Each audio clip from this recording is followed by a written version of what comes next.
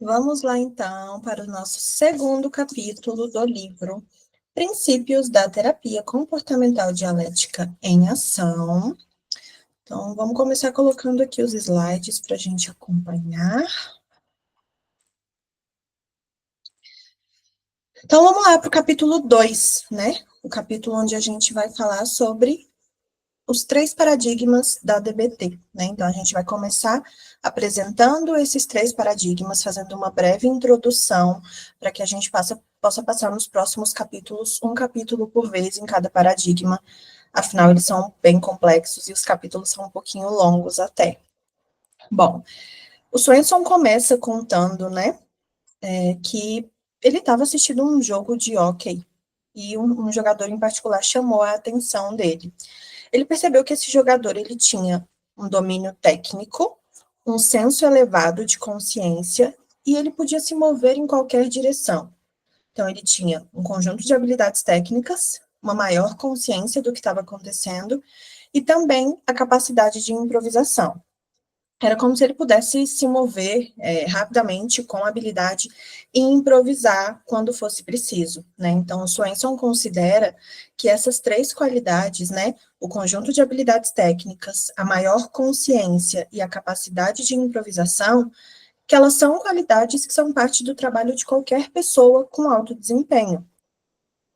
Como é que a DBT se relaciona a isso, né? A gente precisa se lembrar que lá quando a Marcia Linehan começou a desenhar a DBT, né, a buscar por isso, ela começou com habilidades do comportamentalismo, para lidar com aqueles pacientes com comportamentos suicidas que ela já estava precisando lidar ali.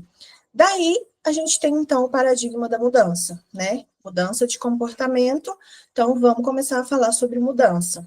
Mas o que aconteceu? A Linehan foi percebendo que o tratamento com esses pacientes não estava fluindo muito bem. Então, era como se faltasse alguma coisa, porque eles se sentiam muito invalidados, né? Esses pacientes, eles já eram mais sensíveis emocionalmente, já eram mais reativos, e eles também tinham um longo histórico de invalidação. Então, era difícil a gente ficar falando para eles, né? Era difícil para ela falar lá na época, né? Você precisa mudar. Porque, peraí, eu estou tentando mudar, só que mesmo tentando, parece que eu não consigo. Então, isso, mais uma vez, retornava ali nele aquele padrão de invalidação. Então, ela falou, peraí, talvez a gente não consiga só com a mudança. Isso só com o paradigma da mudança não está sendo efetivo. Vamos tentar mais alguma coisa. Então, ela começou a acrescentar diferentes intervenções, né? Ela passou a ouvir mais esses pacientes, a explorar essas experiências que eles relatavam e, principalmente, reconhecer a validade dessas experiências. Então, a gente vai entrando aí com a aceitação, com a validação, porque, ok, né, quando a gente está lendo sobre DBT, estudando, aprendendo, a gente entende que a mudança e a aceitação, elas precisam andar juntas. É um fato, né? Eu posso aceitar que algo não está como eu gostaria. Maravilhoso, é o primeiro passo para a mudança. Mas e aí? Agora que eu aceitei, agora que eu entendi, agora que eu estou vendo isso como é, o que eu vou fazer a partir disso? Não dá para a gente só se resignar, que é inclusive o que muita gente pensa que é a aceitação, aceita que dói menos. Tá, mas espera aí, aceita e faz o quê daqui para frente? Eu só aceito e deixo a vida me levar? Não, a gente aceita e a partir da aceitação disso, a gente parte para a mudança. Eu posso, por exemplo, tá, gosto muito dessa caneta aqui, supondo que ela tenha acabado. Vai adiantar eu ficar, putz, mas era a minha caneta preferida, como eu gostava dela, e nossa, ela escreve tão bem, e é uma cor tão bonita. Acabou. Eu posso ficar aqui me lamentando, chorando, e ai, como eu amava ela, eu lembro do dia que eu comprei. Beleza. Como isso vai gerar uma mudança? Muito provavelmente não vai gerar uma mudança. Então, ok, a minha caneta acabou, não tem nada que eu possa fazer sobre isso. Mas eu gosto muito da caneta, eu preciso de outra. Então, eu trabalho em direção à mudança. Ou eu vou lá e compro outra, ou eu junto dinheiro para poder comprar, ou eu aceito que essa caneta, nesse momento, eu não vou poder usar, então eu pego uma outra caneta, mas eu aceito e trabalho para mudar aquilo ali que está me incomodando. E aí vem o nosso papel, né, como terapeuta também, porque lidar com esses pacientes, né, onde a gente fica ali se equilibrando, né, de aceitação, mudança, validação, para a gente lidar com esses pacientes, a gente também precisa desenvolver em nós mesmos esses níveis elevados de aceitação. Como é que eu vou aceitar aquela história que aquele paciente está me contando se eu não tiver a aceitação desenvolvida em mim? Se eu não tiver a consciência desenvolvida em mim? Se lá como aquele jogador de hóquei, se eu não tiver esse equilíbrio, como é que eu vou poder atender esse paciente com compaixão, olhar para a história dele com compaixão e poder intervir de forma mais efetiva? Então, a gente precisa desenvolver em nós também essa aceitação e essa consciência, e aí a gente começa a falar um pouquinho sobre mindfulness, né? Então, a gente precisa ter o equilíbrio entre isso tudo, né? E a capacidade de improvisação.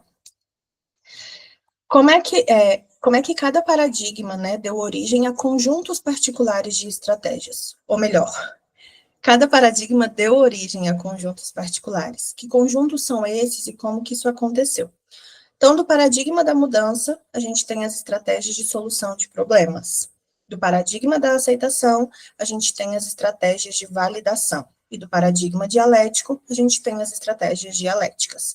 Conforme os capítulos forem avançando, a gente também vai ter espaço para falar um pouquinho com mais detalhes sobre cada uma desses conjuntos de estratégias também. Bom, como nem tudo são flores, né? Não que estivesse sendo até agora, mas a gente passa a falar também, beleza, e os desafios? Eu entendi que tem ali uma aceitação, uma validação, uma mudança, mas como é que eu faço para isso tudo funcionar, né? Então, no início, quando a gente começa, quando a gente se depara com a TBT, quando a gente se depara com aquele livro vermelho, né, que é a nossa Bíblia, enorme, e a gente pensa, caramba, quanta coisa. E aí a gente pensa que acabou, mas não, tem um livro lá de habilidade, com inúmeras habilidades também. Então, como é que a gente olha para isso tudo e não se sente inundado por escolhas, né? Como é que a gente olha para isso tudo e não fala, o que eu faço agora? Né? E que bom que o Swenson, lá no comecinho do livro dele, ele fala que mesmo terapeutas efetivos e aderentes ao modelo, às vezes também não sabem o que fazer, às vezes também se veem nessa dúvida. Então, a gente se sente inundado por diversas escolhas, né? A gente tem que estar ali retornando à avaliação comportamental em toda a sessão, em quase toda a sessão. A gente tem que focar nos alvos de maior prioridade. A gente precisa estar presente ali na sessão, se atentando às emoções do momento. A gente tem que cuidar para manter os acordos e as regras e os pressupostos que foram feitos, né? A gente tem que aplicar as estratégias também, né? Afinal, a gente quer que a mudança aconteça. E a gente também precisa ensinar e reforçar as habilidades. Como se não fosse fácil, né? Tudo isso se mantendo alerta das respostas do paciente ali na sessão. Então, é como se a gente desse um passo e olhasse para ele, desse um passo e olhasse para ele. Lembra aquilo que a gente falou da dança, né? A terapia é uma dança, não um seminário, né? A gente falou no capítulo anterior. Então, a gente precisa estar atento a esses movimentos. E, se não bastasse, às vezes a gente ainda precisa fazer isso em meio a uma sessão muito difícil, né? Lógico, em qualquer tratamento, para qualquer transtorno, para qualquer demanda, vão existir sessões mais delicadas, vão existir sessões mais difíceis. Então, pode ser que às vezes a gente ainda precise estar atento a isso tudo em meio a uma sessão muito difícil, né? Para nós, para o paciente, para os dois juntos. E aí o Swenson usa uma comparação que eu achei genial, né? Que é sobre a gente escolher essas estratégias, se atentar a todos esses detalhes, né? Ele fala que é semelhante a um pintor de paisagens que enfrenta a difícil tarefa, né, de selecionar a cor para a próxima pincelada em meio a uma paleta com 150 tons. Ficaria muito difícil, né, se ele tivesse que cor que eu quero, onde que fica mesmo, acho que fica por ali. Então, a paleta dele, ela é organizada por espectros, né? Então, se ele sabe que ele quer um tom avermelhado, ele sabe mais ou menos ali onde estão os tons avermelhados. Então, fica mais fácil para ele fazer uma varredura em busca desse tom, né? Em busca desse conjunto. Então, se a gente estiver pensando lá nos paradigmas, né? Poxa, eu preciso aqui de uma estratégia de aceitação, de uma estratégia de mudança. Tá, então, sabendo disso, agora eu vou ali nas estratégias que eu tenho, porque ficaria muito difícil se a gente estivesse pensando nas habilidades específicas. Então, a gente pensa nos paradigmas, e aí, através dos paradigmas, a gente faz essa varredura para a gente escolher ali a melhor estratégia para o momento, né? Porque ficaria muito difícil, né? Se a gente tivesse que pegar a nossa pinçazinha e, deixa eu procurar aqui o que eu preciso. E aí, pegando o exemplo aí do pintor, né? Isso demandaria tempo e interromperia o nosso fluxo criativo, que também acontece na sessão, né? A gente precisa ter um time ali. Vamos lá, opa. E aí, fazer isso tudo requer prática, muita prática, muito tempo de prática. Então, a gente precisa estudar, a gente precisa fazer supervisão, a gente pode também revisar, é uma sugestão do Swenson, né? Revisar as nossas próprias anotações. Vamos trabalhar como um cientista ali nessas anotações que a gente faz durante a sessão.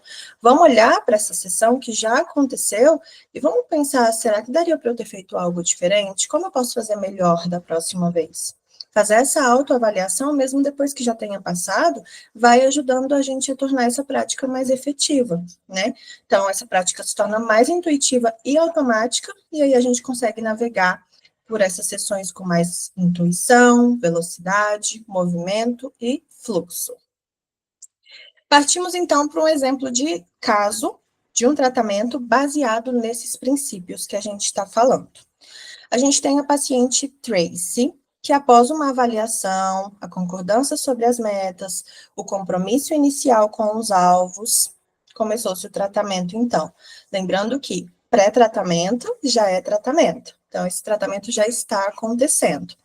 E aí, dentro da lista de alvos, né, que o Swenson elencou para essa paciente, que eles concordaram juntos ali, né, então tinham comportamentos suicidas e autolesivos, inconsistência da paciente nas terapias anteriores, respostas emocionais e intensas e também mudanças rápidas de humor durante a sessão, no mesmo dia, uso de maconha, sentimentos de vazio, padrão de relacionamento de alta intensidade e vários outros. Eu peguei um recorte aqui dos principais e coloquei. Bom, ela preencheu todos os 9 critérios para o transtorno de personalidade borderline. Então, o Swenson, ele reenquadrou esses 9 critérios, explicou para essa paciente, né, como seria esses 9 critérios, mas em diferentes categorias de desregulação.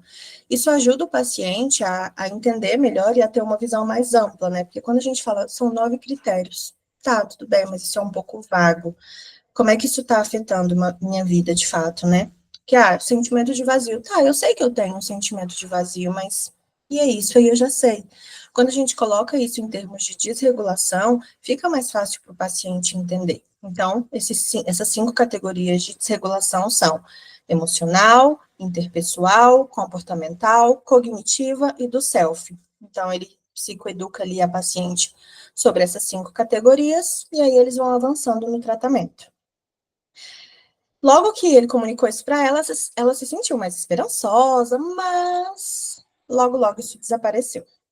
Logo no primeiro mês, ela já começou a chegar atrasada, ela parecia perdida, ela estava sempre no meio de um episódio emocional intenso e ela raramente se lembrava do que tinha sido conversado na semana anterior. Então, fica difícil ali puxar o fio, né, de vamos manter esse tratamento, né?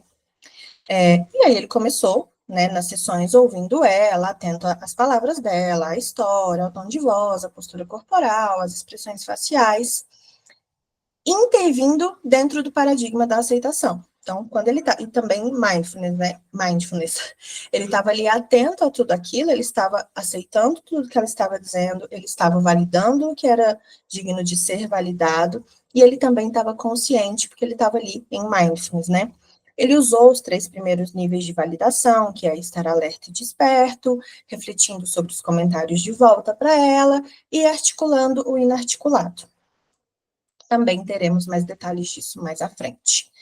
Ele também usou comunicação recíproca, né? Ficando alerta e desperto, responsivo ao conteúdo que ela estava manifestando, caloroso e genuíno.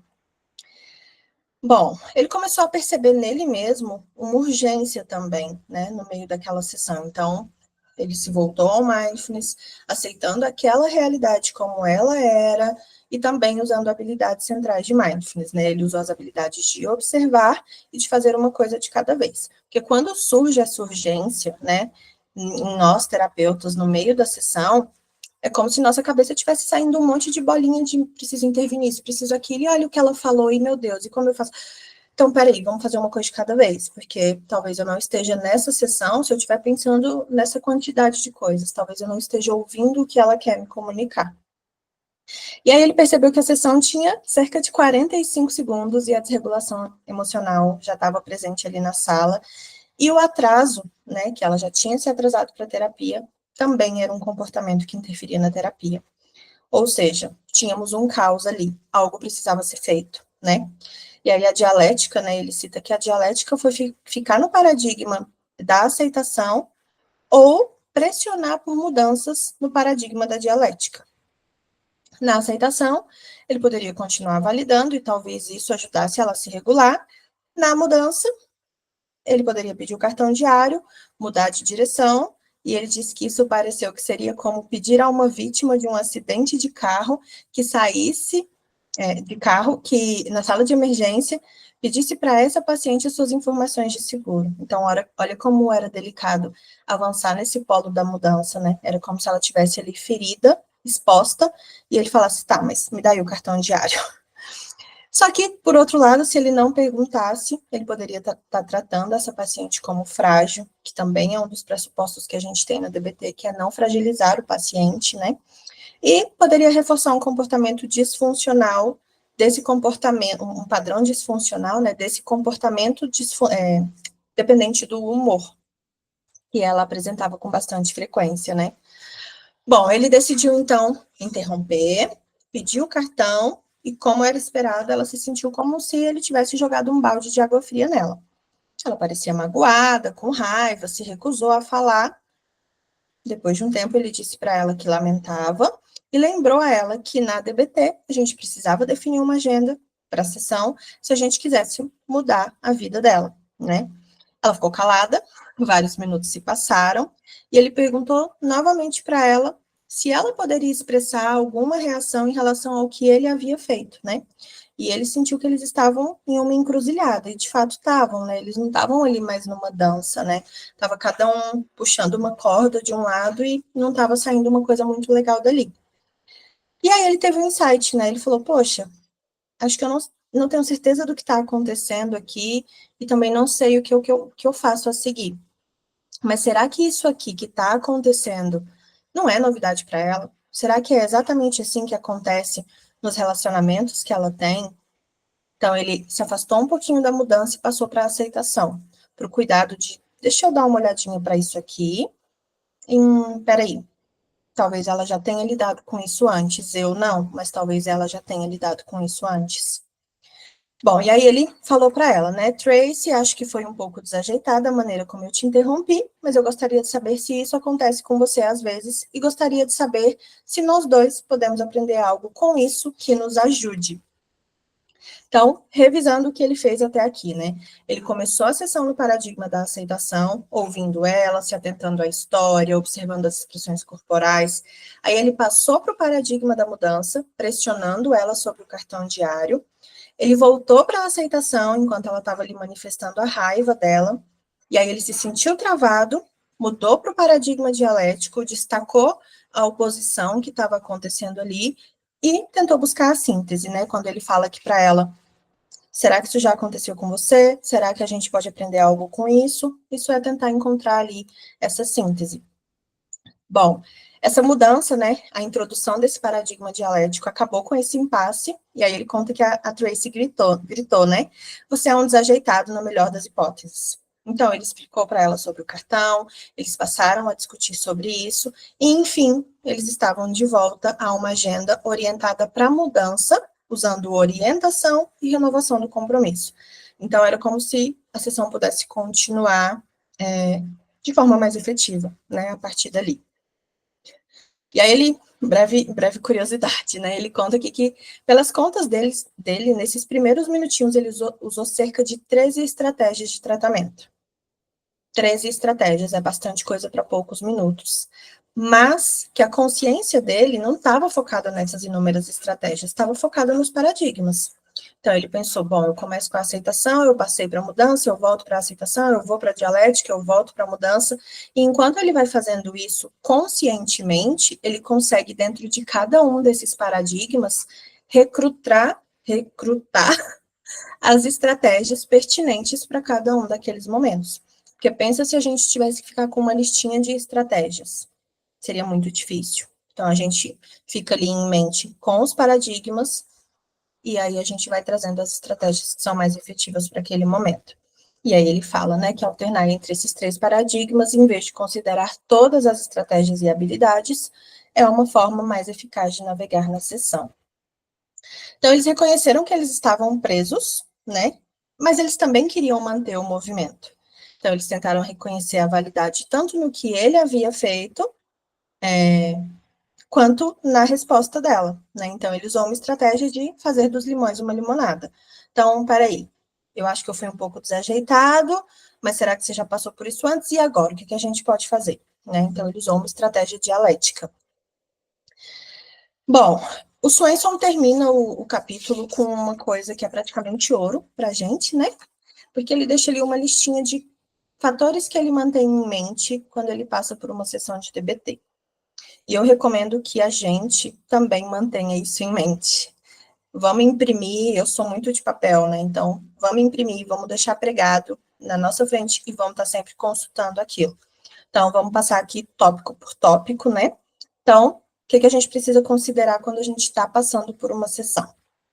Manter o foco no alvo primário, porque, afinal de contas, esse alvo primário é o que fornece a agenda geral para a nossa sessão, e aí a gente pode alternar entre os alvos secundários conforme for necessário para atingir o nosso alvo primário.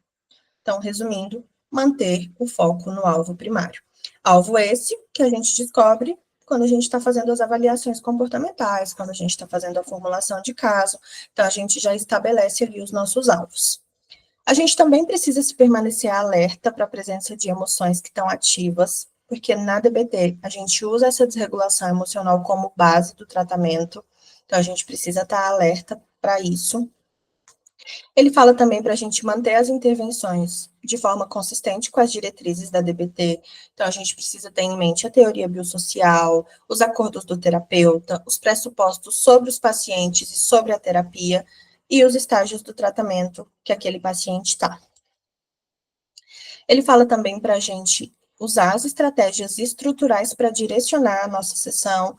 Então, o início da sessão, o direcionamento de alvos, a revisão do cartão diário, a gente precisa, de certa forma, dessa estrutura também para que a sessão flua bem. Quando um comportamento suicida ou for de risco ou iminente, para a gente usar um protocolo para crise, né, para isso. Retornar à avaliação quantas vezes for preciso, toda semana, todo dia, todo mês, quantas vezes for preciso a gente retorna para aquela avaliação, porque as coisas vão mudando muito rápido. Lógico que a gente tem alvos ali, geralmente bem definidos, mas esses alvos, eles também podem mudar, então é importante que a gente retorne para a nossa avaliação, para a nossa formulação, consulte, revisa, refaça. Se aquilo ali é o nosso guia, se aquilo ali é o nosso mapa, então, a gente precisa estar atento para ver se a direção não mudou, né? E considerar qual dos três paradigmas, mudança, aceitação ou dialética, é certo para aquele momento, então, usar estratégias consistentes com essa escolha. E aí ele faz um adendo, né, sobre o paradigma da aceitação, que ele quase sempre deve permanecer presente e influente, mesmo que em segundo plano. Então, a aceitação precisa estar presente, mesmo que não como papel central, mas precisa, né? Porque quando a gente pressiona por mudanças comportamentais, a gente precisa ter um ambiente de validação que seja abrangente.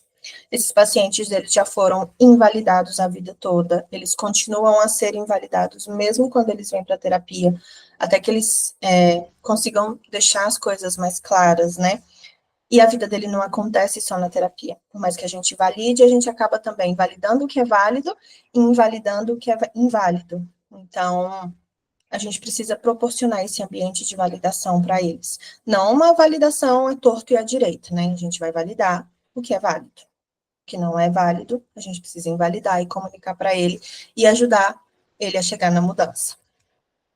E para finalizar, mais uma frase de efeito e sensacional do Swenson, que fazer psicoterapia é desafiador, com tantas opções a cada momento e tanta incerteza sobre o resultado de cada uma. Então, a gente vai aprendendo com a DBT também que a gente tem muitas escolhas. Isso é maravilhoso. Só que isso também aumenta na gente a incerteza, aumenta na gente o desafio. A gente não está falando de pacientes sem sofrimento, né? Se é que existe algum, né, gente? Mas a gente está falando de pacientes com intenso sofrimento.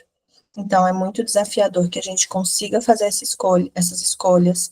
É muito desafiador que a gente espere pelo resultado delas, não esperar sentado, né? A gente está buscando. Mas, resumindo, fazer psicoterapia é muito desafiador.